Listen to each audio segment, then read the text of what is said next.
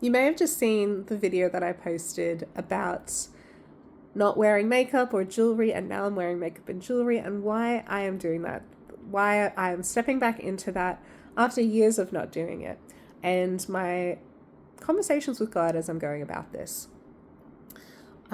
This has been prompted, just as a quick recap, this has been prompted by a dating coaching program that is run by a Christian woman who is a dating, she's actually a relationships researcher, and she's researched 43 kingdom marriage couples that God has brought together. And what are some of the themes that got all of them to be together? Like how did God lead each of them? And so something that I've been prompted by research backed in spirit-led things, which is amazing. It's so cool. Go check out the long form video that I did interviewing Emily McKnight on that. But also in the previous video I just made, I talked about how I've been going through her dating coaching program. And one of the things that really stood out to me and challenged me was about being a 3 out of 5 in the way that you present yourself physically, appearance-wise, as you walk out of the house and interact with people out in the world. You might meet your future husband. You want to be looking in a way that is going to be attractive to your future husband. And that was a challenge to me, and I'll tell you why. So when I was about 15 years old, I was a mission kid living in the Solomon Islands. I'd just gotten baptized about a year before that, and now my family were missionaries, and we were like living the ultimate Christian life in my idea of what it should look like. And I remember at that time just, being so in love with Jesus and wanting to live for him as much as I could. And I also remember at some point in that journey that I was also, I think I was probably a bit disgusted by and fearful of men in a sense, because I hadn't been surrounded by very good male role models, to be honest.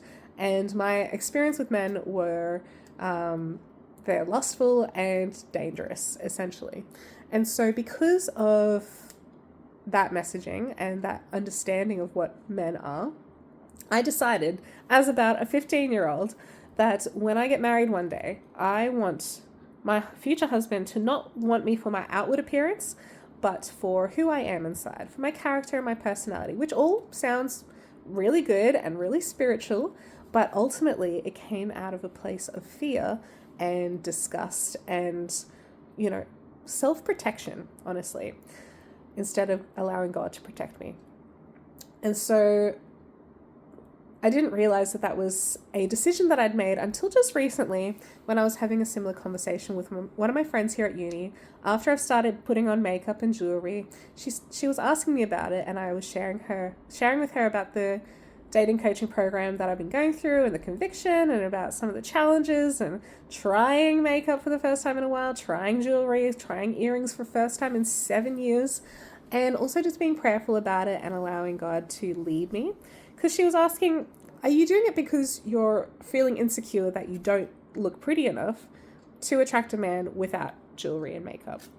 And I said, no, it's not because of that. It's because I feel like I want to level up in my appearance under the wise counsel of someone you could consider Naomi, right?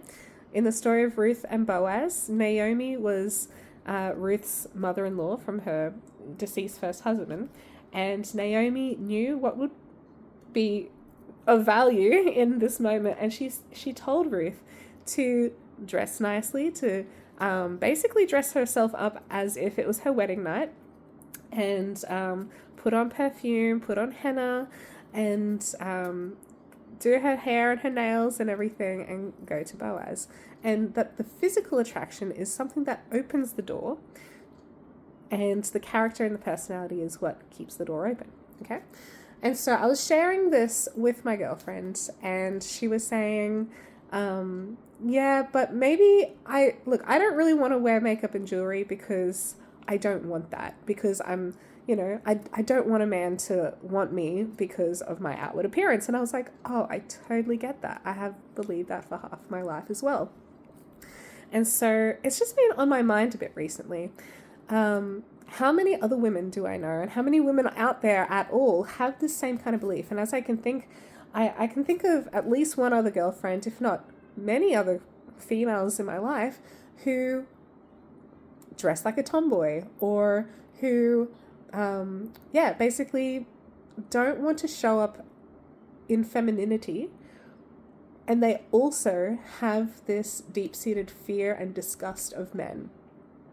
And that they are dressing in this outward way to not attract the male gaze deliberately, because they are afraid of men, because they've had men in their life who have been abusive or who have been lustful, or that they're aware of the way that men can be in an unsafe way, and they're not allowing God to protect them. They're trying to protect themselves by downplaying the gifts and the beauty that God has given them.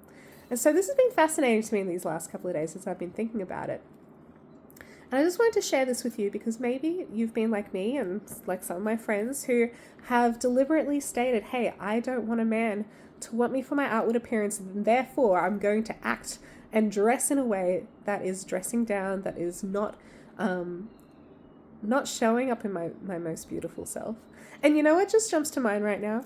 At the end of the book of Job, when Job receives double for everything that has been lost, all of his donkeys and sheep and children and wealth and everything that he's lost, when he regains his children, instead of getting double the amount of children, he gets another 7 sons and another 3 daughters. He previously had 7 sons and 3 daughters. But the 3 daughters at the end of the book of Job were the most beautiful women in the entire land. And you know what? God loves beauty. He emphasizes beauty.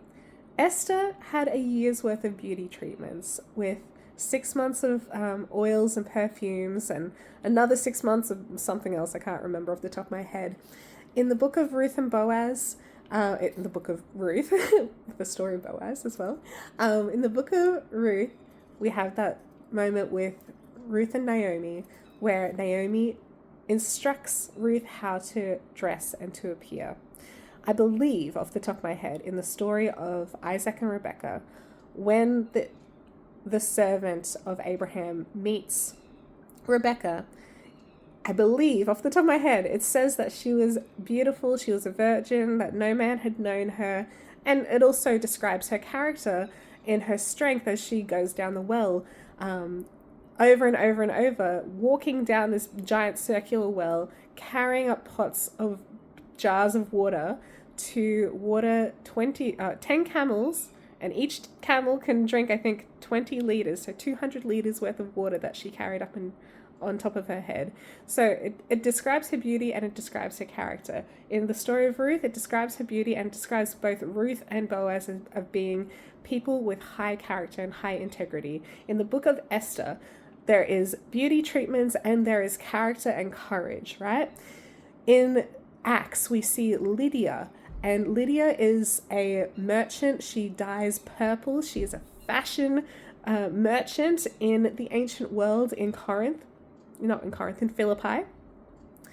God loves beauty. Even Rahab, if you really study the story of Rahab, we just think of her as a prostitute in Jericho, but she was actually probably trying to leave the red light district and be a fashion designer for the ancient world, right? Beauty and fashion and looks are important to God, but just not at the level of making them an idol in our lives, but also we need to step into the beauty and femininity that God has given us, He has blessed us with, and the gift, the spiritual gifts that God gives people in the church, spiritual gifts are not for yourself. I do not get spiritual gifts to build up my life, but God gives spiritual gifts to upbuild the church and to upbuild other people around them, right?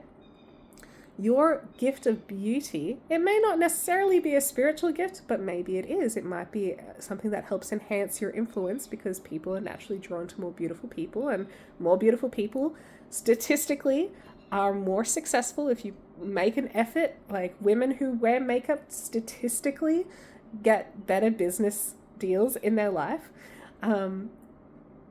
God has given each of us a measure of various gifts. And it is important for us to use our gifts and our talents wisely and to enhance our gifts and our talents wisely. And the gift of beauty is not something to be downplayed. The gift of beauty enhances the people around, because people just naturally want to be around someone who's beautiful unless they're just a horrible person. So don't be horrible. Make sure you're humble and meek. Beauty has so much more value than we probably give it credit for in the Christian world. So, with all of that being said, I pray that this blesses and encourages and gives you a little bit of a challenge to pray about, God, where can I step more into the beauty, more into the femininity and the softness, as well as meekness and gentleness that you have given me? How can I do that in a way that is not going to encourage pride in my heart, but is also not going to try to be self-protective instead of allowing myself to be God-protected? Allow yourself to soften, allow God to protect you as well as enhance your life and the lives of people around you. God bless you. I hope that this is a blessing to you. Bye.